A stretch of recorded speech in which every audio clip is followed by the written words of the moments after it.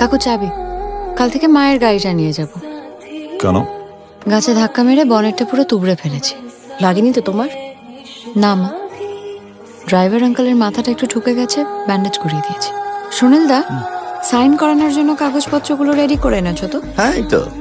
এটা তো আজ হবে না। এটা না হলে কিন্তু বিকাশ বাবুর আমার বাবার ব্যবসা, আমি ঠিক বুঝে নেব।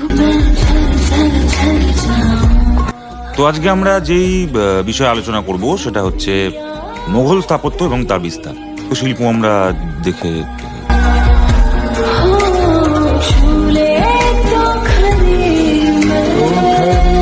ওকে দেন, দেখা হচ্ছে আগামী ক্লাসে।